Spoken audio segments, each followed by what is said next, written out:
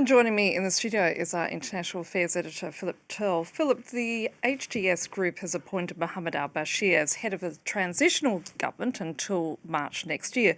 He's been described as the new Syrian Prime Minister, but what exactly do we know about him?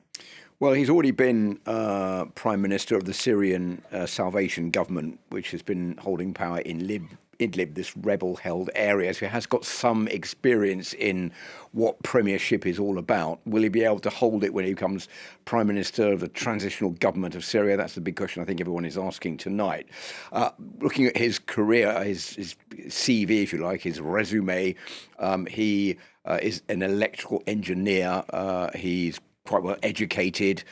He's got a recent degree in Sharia law. He's also a member of the Syrian branch of the Muslim Brotherhood. I think that might worry one or two people in Syria about whether he has aims in the future to be in favour of the imposition of Sharia law in the country. But you know, we've just been hearing in that report that the task is so enormous that it's going to be difficult for him to push out what he really thinks anytime soon, because I think it begins by trying to work out a plan about what exactly is going to happen, what the HTS is planning to do. Now, just one other point which is important to underline is that the Syrian Salvation Government is like an offshoot of the HTS, which has got independence from that, but is sort of more or less under the auspices of the HTS, the ruling part of the rebel forces that managed to overthrow Bashar al-Assad. So it'll be interesting to see what Mohammed al-Bashir can do. And, you know, it's a very short period between now and the 1st of March. That doesn't really give him very much time to get a government together, to get a policy set up and a plan for the future of Syria. So it'll be interesting to see how things work out over the next couple of months.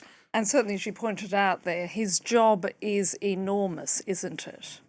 Well, I don't even know where to start. If you think about the state of the country, you have a president who has been a dictator for 24 years, taking over from his father, who was in power since 1971, more or less crushing any form of dissidence and opposition in Syria. Thousands of people having been put in jail, hundreds of thousands of people dying, 500,000 people being massacred, millions of others having fled the country. Even if that wasn't bad enough, within Syria itself, there are massive divisions between the different factions in the country, the different religious groups. All of those are going to have to be brought together if some kind of working arrangement is going to be worked out by the HTS to move forward. And remember, on top of that, the HTS is just one of many factions in Syria that has been competing for power. It's not the only one, and there are vast amounts of problems that are going to have to be sorted out. There is fighting with the Kurds in the northeast of the country.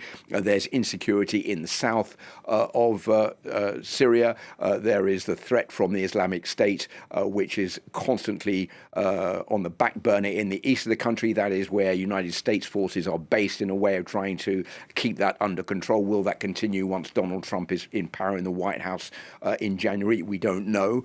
There is also a rampant crime and drug abuse. There have been widespread human rights abuses in Syria over the past 24 years since Bashar al-Assad has been in power. All of these problems are going to have to be dealt with very quickly. And even for a normal government in a normal country, that is a huge agenda. But in a country where there is a state of collapse, it certainly is going to be a massive challenge for this new interim government that's going to take power. So a lot on the menu as far as Mohammed al-Bashir is concerned, and what he's going to have to work out over the next couple of months or so. Indeed. Thank you, Philip Turle.